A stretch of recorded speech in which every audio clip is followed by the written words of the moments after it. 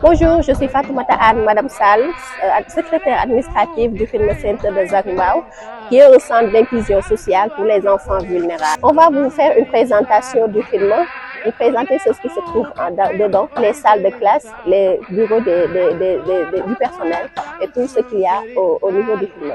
Suivez-moi.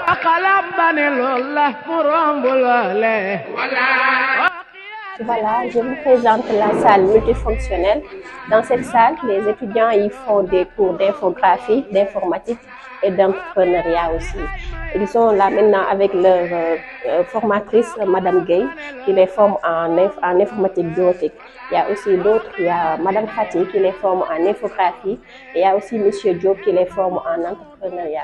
Ça, c'est la salle polyvalente pour les cours d'infographie et autres, avec les enfants du rythme. Là, on est à la salle de pratique, une salle aussi multifonctionnelle, parce que les étudiants y font des cours d'art plastique et de français et mathématiques. À 7 heures, ils sont en cours d'art plastique, ça c'est le groupe 1, parce qu'on a scindé les étudiants en deux groupes par rapport à leur niveau. Ça c'est le groupe 1, ils sont avec le professeur d'art plastique, M. Diagne, en cours de peinture, voilà, de dessin et de collage. Pour le moment, ils sont en train de faire du collage. Ce matin, ils étaient en cours de mathématiques et de français. Maintenant, ils font des cours d'art plastique. À côté aussi, nous avons l'autre groupe par rapport au niveau, c'est le groupe 2. On a à côté l'autre salle multifonctionnelle, l'autre salle de pratique. Donc, comme je vous l'avais dit, ils sont séparés en deux groupes compte tenu de leur niveau. Ici, on a le deuxième groupe, c'est le plus haut niveau, c'est le groupe 2. Eux aussi, ils sont en cours d'art plastique avec le professeur Michel Diagne. Là aussi, ils sont en cours de collage, mais c'est un niveau un peu plus avancé que l'autre. Voilà. Maintenant, compte tenu des horaires des enfants et des horaires de cours, les enfants passent la journée ici. Ils sont là de 9 h à 16 h. C'est pour cela qu'on a aménagé une cuisine pour le petit déjeuner et le déjeuner. Nous sommes là avec Madame Mangane qui nous prépare le déjeuner, des déjeuners copieux et des petits déjeuners. Voilà, ici on a la cuisine. Voilà, à côté nous avons la salle de prière qui a été aménagée pour permettre aux enfants de prier, parce que puisque la prière de 14 h leur trouve ici, on a aménagé une petite salle pour leur permettre de prier. Et là, on vous présente les toilettes du bas. Ce sont les toilettes qui permettent aux enfants qui sont dans les salles, s'ils ont besoin de quelque chose, de pouvoir y accéder. Voilà. Voilà, cette salle nous permet le stockage des produits alimentaires, vu que nous en avons en vrac, et de garder quelques matériaux, comme les tasses qu'on utilise, et beaucoup de choses. Ça, c'est le magasin. Voilà, c'est la salle de stockage des produits, des denrées alimentaires et autres. C'est surveillé et c'est contrôlé par un gestionnaire des matières qui en prend soin et qui contrôle tout ce qui entre et qui sort. Voilà, qui dit centre dit propreté. Cet espace a été aménagé pour servir de laver le linge des enfants, vu qu'il y a des tenues qu'ils portent. Il y en a aussi qui logent ici. Quand les tenues sont sales, on a une machine à laver qui nous permet de laver les habits. Voilà, c'est par ici qu'on fait le blanchiment des habits des enfants. Nous avons fait le tour du bas. On va en haut, là où se trouve l'administration, c'est-à-dire les bureaux et les salles des enfants qui leur permettent de se reposer. C'est au premier, on va monter pour voir ce qui se passe là-bas.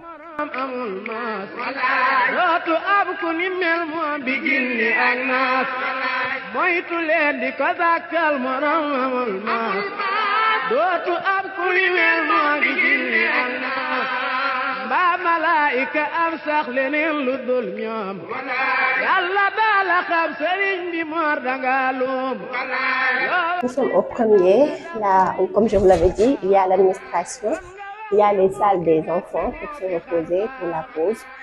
Voilà. Ici, on a la salle de conférence. Cette salle nous permet de recevoir des invités, de faire nos réunions.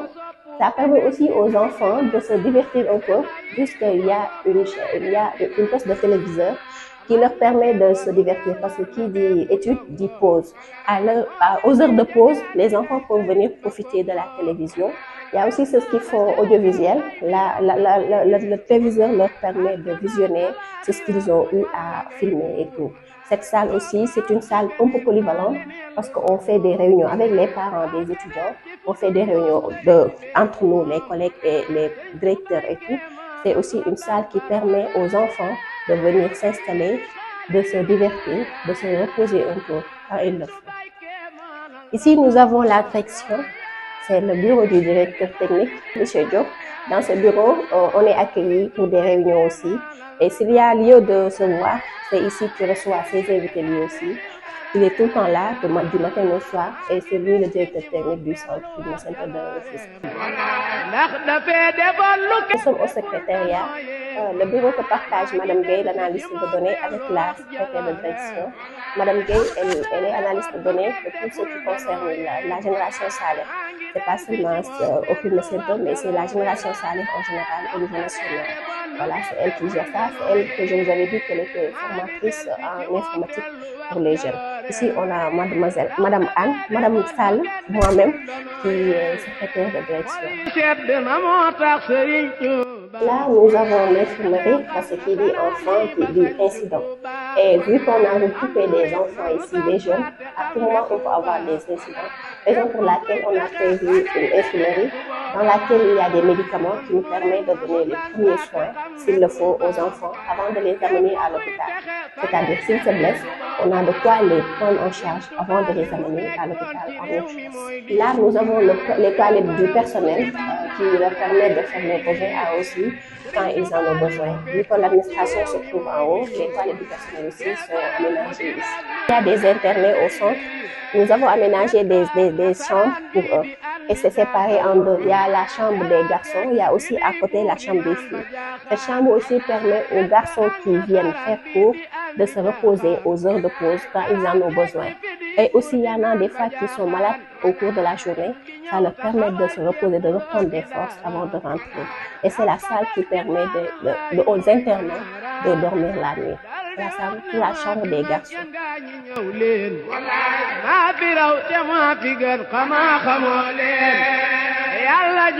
Voilà, comme c'est aménagé pour les garçons, il y a aussi une chambre aménagée pour les filles. Bien que les filles n'internent pas au centre, mais c'est aménagé aux heures de pause. Quand elles sont en pause, elles viennent ici pour se reposer, pour se retrouver entre elles. Nous aussi, en tant que personnel et femmes au centre, des fois on se retrouve avec elles pour discuter, mieux échanger dans la vie de tous les jours. Voilà, là c'est la chambre des filles qui leur permet de se reposer, qui a été aménagée uniquement pour les filles. À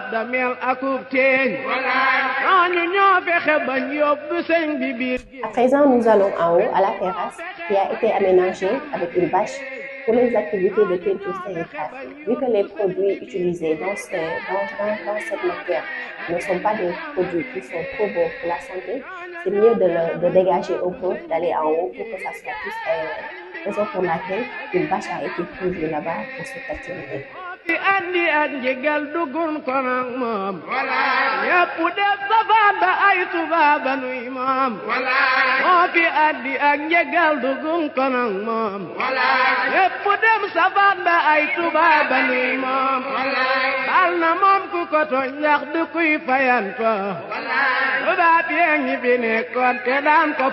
Voilà, nous sommes à la terrasse, comme je vous l'avais dit.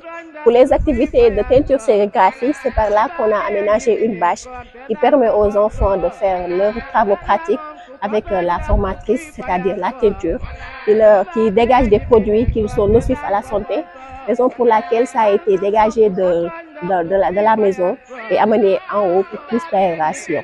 Merci beaucoup. Nous avons fait une présentation du Fitness Center de Rufisque, plus précisément Zagmbao. Dans ce film, on est là pour l'insertion, la formation des jeunes talibés. Et c'est une œuvre de Génération Saleh. Il y en a d'autres dans toutes les régions du Sénégal. Il y en a un qui est mis en place à Louga, comme semblable à celui-ci. Dans ce film, on forme les enfants dans la teinture, la sérigraphie, l'art plastique, l'infographie et l'informatique. Ces enfants ne sont pas laissés après la formation, sont accompagnés dans l'insertion pour leur aider, pour leur permettre de trouver du travail, pour ne pas retourner là où ils étaient, pour ne pas revenir à zéro. Voilà, en quelque sorte, c'est ça le rôle de Génération Saleh à travers ces Fitness Centers. Merci beaucoup. sant war na ku ne sant nan Sëriñ Saal déglu leen tuuti tey nu ay Sëriñ Saal sant war na ku ne sant nan Sëriñ Saal déglu leen tuuti tey nu ay Sëriñ Saal sant war na ku ne sant nan Sëriñ Saal déglu leen tuuti tey nu ay Sëriñ Saal sant war na ku ne sant nan Sëriñ Saal déglu leen tuuti tey nu ay Sëriñ Saal sant war na ku ne sant nan Sëriñ Saal loo xalam ba ne lool la mu romb loole oo xiyaati ay mayam mu jàllu foofe loo xalam ba ne lool la mu romb loole oo xiyaati ay mayam mu jàllu foofe loo xalam ba ne lool la mu romb loole oo xiyaati ay mayam mu jàllu foofe kenn xamul lu mu doon yàlla mooy ki xam baal kenn demul ba fa Seex Saalim mi baram aal kenn xamul lu mu doon yàlla mooy ki xam baal kenn demul ba fa Seex Saalim mi baram aal boo fi dégg ñu na yàlla jox na koy mbóot boo demee ca moom mu naa la Seex Saalay njiit boo fi dégg ñu na yàlla jox na koy mbóot boo demee ca moom mu naa la Seex Saalay njiit loo fi gis mu taxaw moo ko bàyyi noonu sëriñ bi moom lu mu ne yàlla jàpp loole loo